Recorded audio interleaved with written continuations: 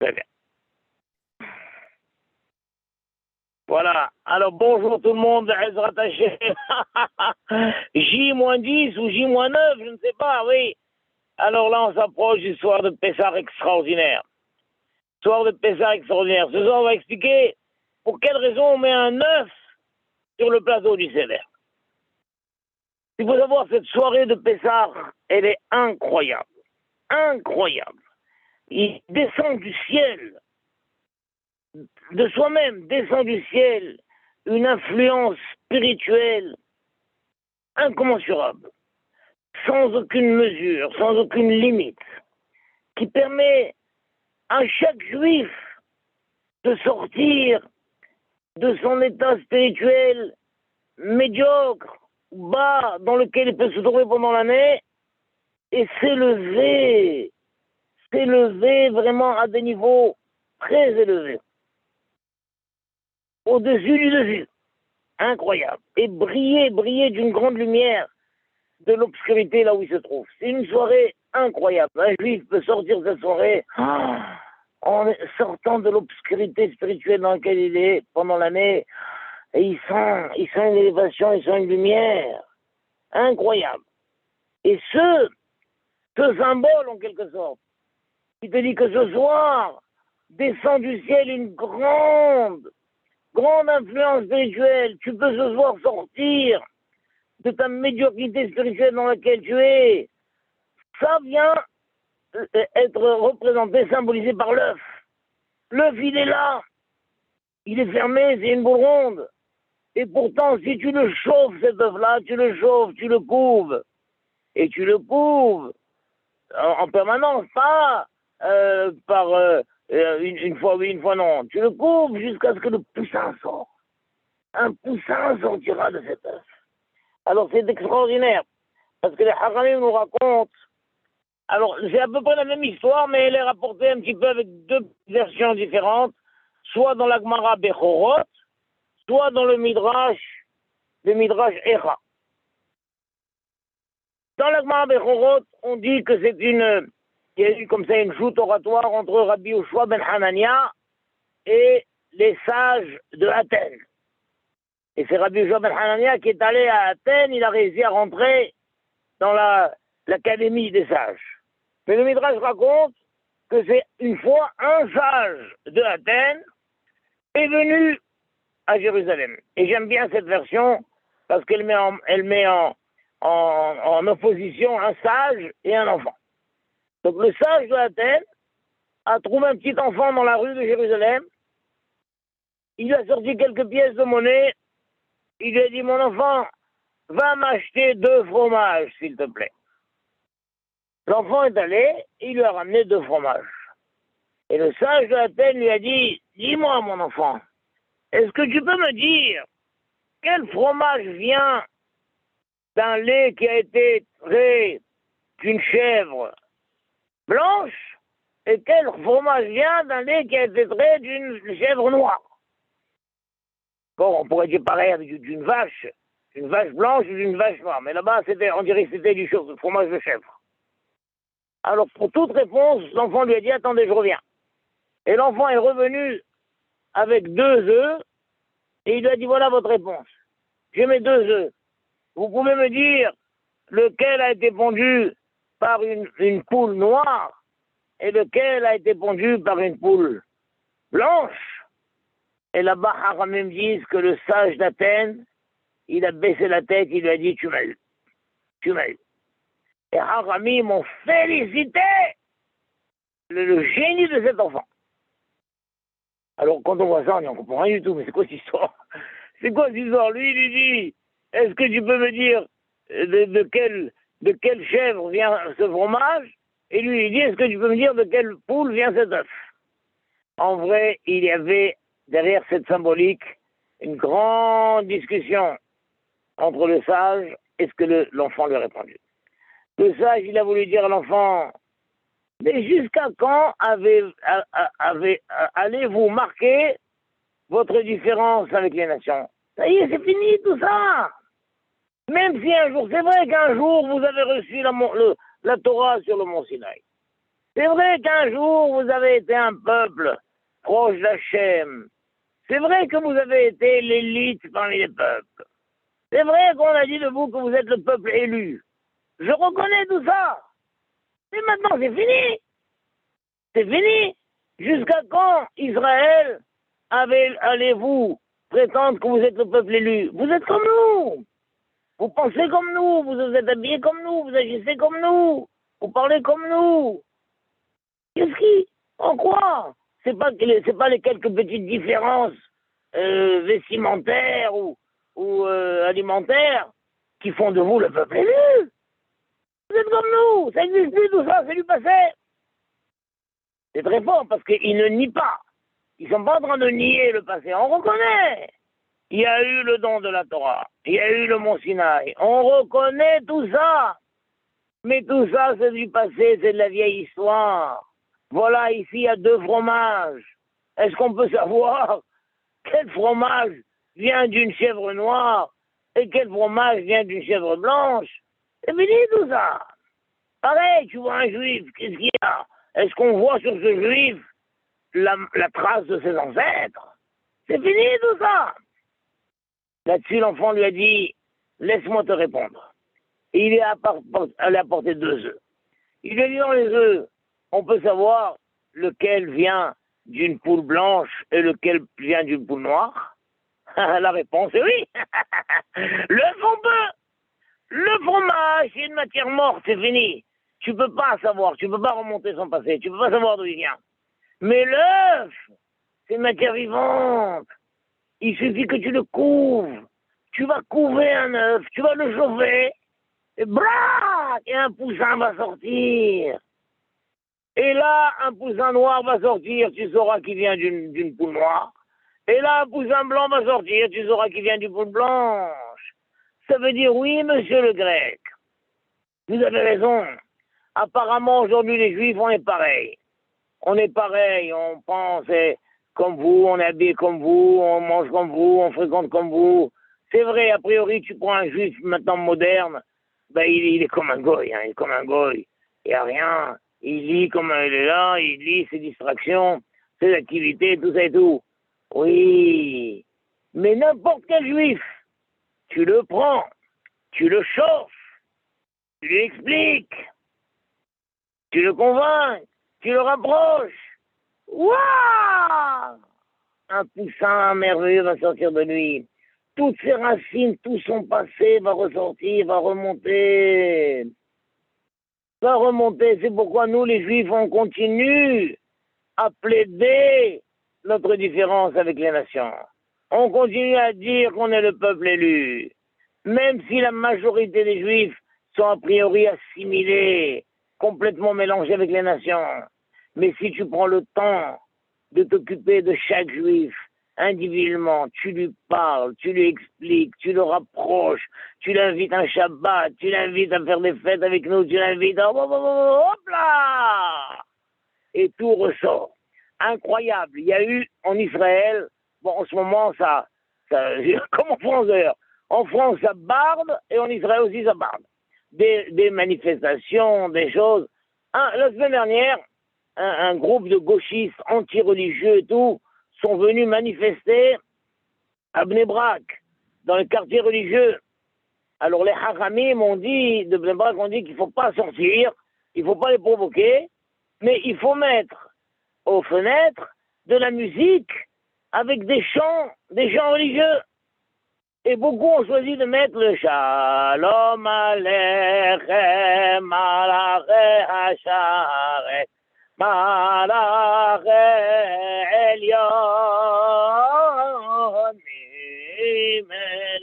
Et comme ça, de toutes les fenêtres, en bas, il y avait des manifestants qui criaient leur slogan, et des fenêtres, on entendait chanter Shalom Aleichem.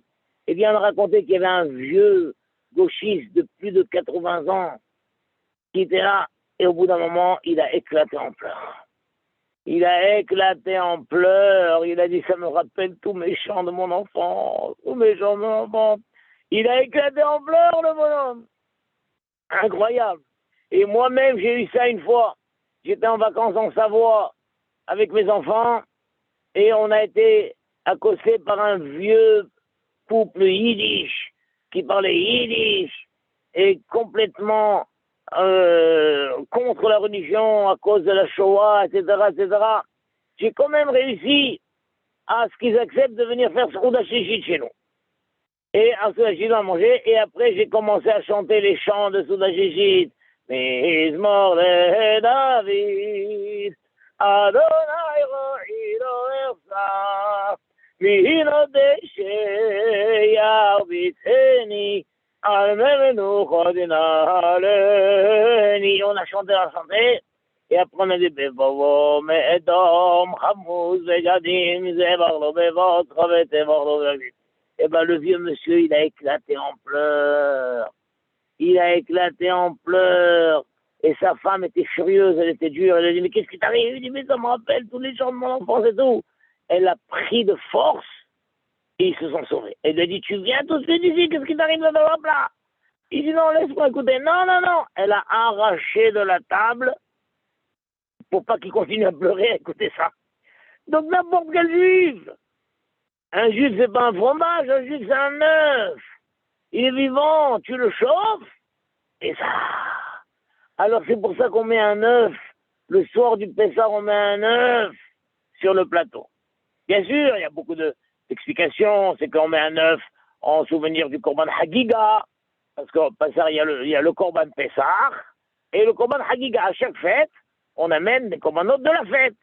Donc dans le plateau, on met le bout de viande, le bras, tout en souvenir du Korban Pessah. Et on met une deuxième chose pour se souvenir du Korban Hagiga. D'accord, mais pourquoi on a choisi un œuf? Pourquoi on n'a pas choisi autre chose? Alors, ça s'avait expliqué. D'autres disent aussi que pourquoi on met un œuf? Parce que l'œuf, c'est le signe du deuil.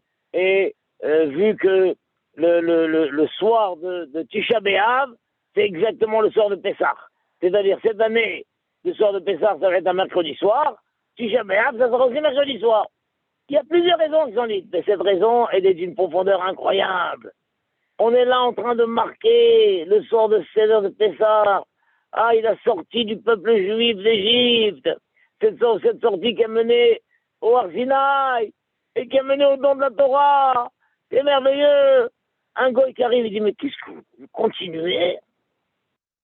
Vous continuez après 3000 ans à fêter encore la sortie d'Égypte? Cette sortie d'Égypte qui a mené au don de la Torah et tout. Mais c'est du passé, tout ça. C'est fini, tout ça. C'est fini. Mais jusqu'à quand vous allez vous accrocher à un passé révolu?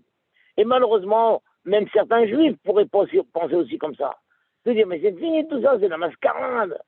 C'est quoi? C'est un jeu de marionnettes? C'est une comédie? C'est une parodie? C'est quoi tout ça? Alors nous, on met un œuf pour dire, pas du tout. C'est ni une comédie, ni une mascarade, ni un jeu de marionnettes, ni une parodie. C'est du réel, tout ça. Même aujourd'hui, tu prends un juif le plus assimilé qui soit, et tu lui parles et tu lui chauffes, hop là. Un poussin sortira, tout son passé sortira, toute sa grandeur sortira, toute sa spiritualité sortira. Il va commencer à éprouver des choses, il va se mettre à pleurer, il va dire, ah oui, c'est vrai, oh là là là là là là. Incroyable. Moi, j'ai une histoire dont l'aboutissement est arrivé cette semaine. Vous savez que la semaine dernière, donc c'est demain, là on est quoi? On est lundi, donc lundi dernier, j'étais à Paris. Et j'étais dans les communautés. Et donc, dimanche soir, j'étais à Sarcelles Village. Lundi, j'étais quelque part, j'ai oublié. Et mardi, j'étais dans la communauté de Massy. Massy, une banlieue de Paris. Alors écoutez ce qui s'est passé, mes amis. Moi, ça fait 30 ans que je recherche un homme. 30 ans. Il y a 30 ans, je crois que je vous l'ai raconté même, j'étais sur la plage de Deauville avec mes enfants, qui étaient petits, j'avais 10 ans, et c'était les vacances de Hanouka. La plage était déserte, en plein hiver, c'était pas une période de vacances, et on aperçoit sur la plage un homme qui fait du cheval. Il va, il vient, il va, il vient, il va, il vient. Mais ce qu'il avait d'original, c'est qu'il avait 2 chevaux. Et en pleine course, là, il sautait le cheval, il allait sur l'autre. Et après, hop là, il saute sur le cheval. Et nous, on était au bord de la mer, et lui, il était à l'entrée de la plage, on le voyait aller, venir. Et on disait, il va sauter, il va sauter, il va sauter. Ça, il a sauté. Il va sauter, il va sauter, il a sauté.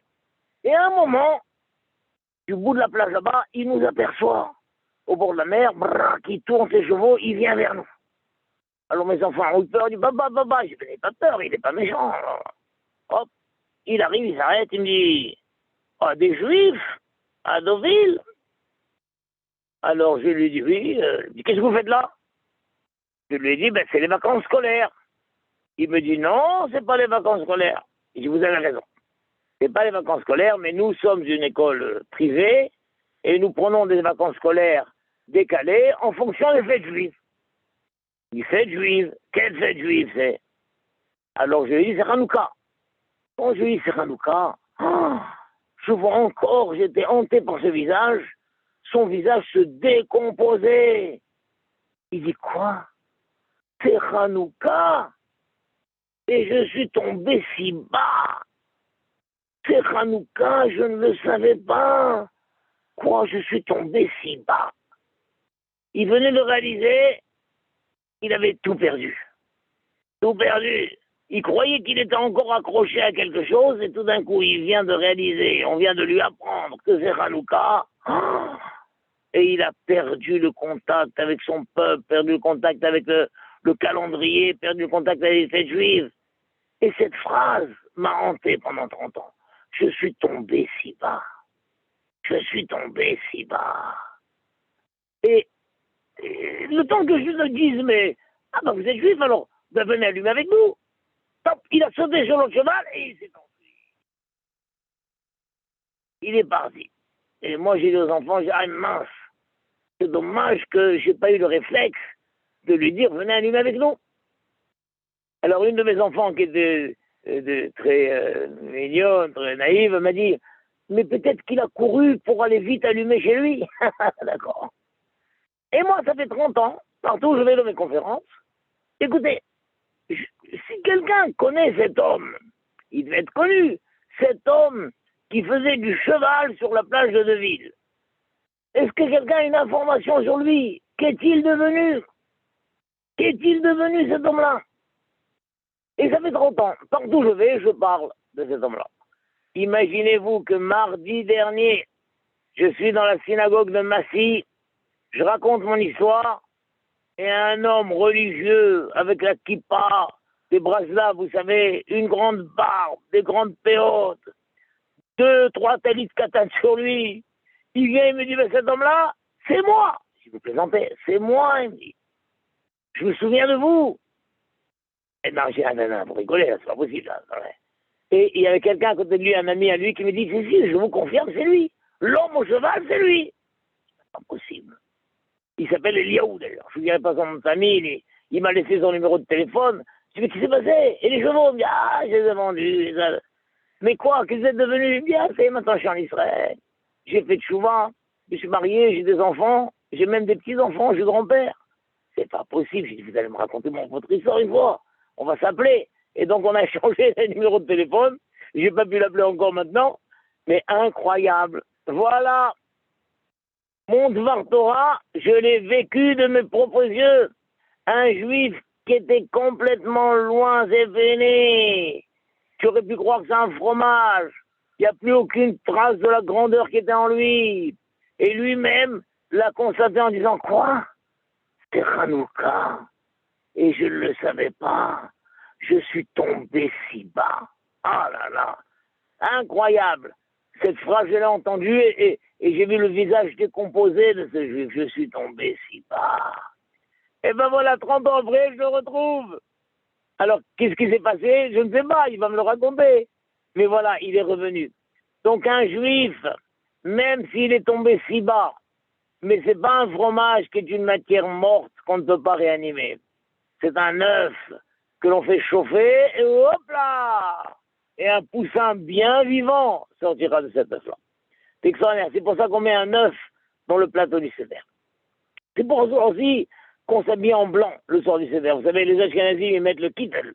les Marocains, ça dit, mettent la djembala, je sais pas comment on appelle ça, la djembala, voilà. Chacun, il a une sorte de tunique blanche comme ça. C'est quoi ce blanc? C'est quoi l'idée du blanc? Le blanc, c'est une couleur qui n'est mélangée avec aucune autre couleur. C'est du blanc. C'est du blanc. Pour Yom Kippour, on met du blanc. D'ailleurs, c'est marqué qu'on met du blanc comme les malachim. On dit que les malachim sont habillés en blanc. Tel qu'il y a un passouk qui dit Ve'ine Aïch la bouche abadim. Donc, il a vu tout le char céleste, il dit ah, et j'ai vu un homme, c'était un ange évidemment, habillé de blanc. Donc c'est quoi l'idée de blanc? Le blanc, c'est cette couleur qui est mélangée avec aucune autre couleur. Et donc le jour de Yom Kippour, on est comme des anges. On mange pas, on boit pas, on se multiplie pas, on n'a pas de relation. Ah, on est complètement blanc, comme des malachim. Mais pourquoi le soir de Pessah, on s'habille en blanc? Au contraire, le soir de Pessah, on mange, on boit et on fait. Quel rapport entre le blanc de Yom Kippour et le blanc de Pessah? Mais c'est pour montrer que le soir de Yom Kippour, de même que le soir de Yom Kippour, le Kohen Gadol, il est habillé en blanc quand il rentre dans le Kodesh Kodashim. Pour montrer que il n'y a aucun mélange physique. Le blanc, c'est comme si c'était une couleur qui descend du ciel. Le soir de Yom Kippour, le jour de Yom Kippour, le Kohen Gadol, il reçoit une dimension incroyable qui descend du ciel. Eh bien, nous aussi, le soir de Pessah, on reçoit une dimension incroyable qui descend du ciel. C'est une dimension qui nous est offerte. Elle descend du ciel, directement du ciel, toute blanche. Et il suffit pour nous de nous préparer à ça.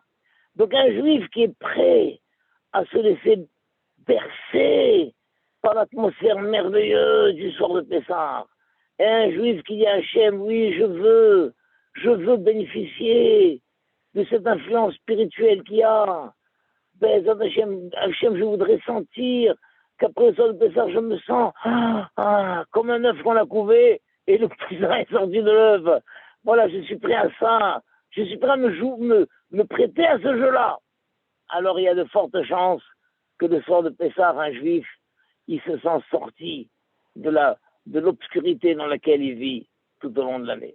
Voilà, Be'ezrat Hashem, ce que je souhaitais, c'est que chaque juif, même celui qui est le plus éloigné, n'est pas une chèvre, n'est pas un fromage, une matière morte dont on ne pourra jamais savoir l'origine. Chaque juif réalise qu'il est un œuf, une matière vivante, et qui se laisse chauffer, et un beau poussin sortira, une belle vie, une nouvelle vie sortira de lui. Voilà, Be'ezrat Hashem, on compte impatiemment les jours qui nous séparent de ce jour merveilleux du Seder de Pessah, Be'ezrat Hashem. Amen. Voilà, mes chers amis, à bientôt. À bientôt, merci beaucoup. Je vous aime très fort. À très bientôt. À la semaine prochaine. Oui, on peut encore faire la semaine prochaine. Voilà, c'est la veille de Midi 4 à Metz. Voilà, là. In extremis, Be'ezrat Hashem. Ouais. Je vous embrasse très fort, mes amis. Bye bye. Bye bye, bye bye. Kol tov. À bientôt, mes amis. Bye, au revoir. Au revoir.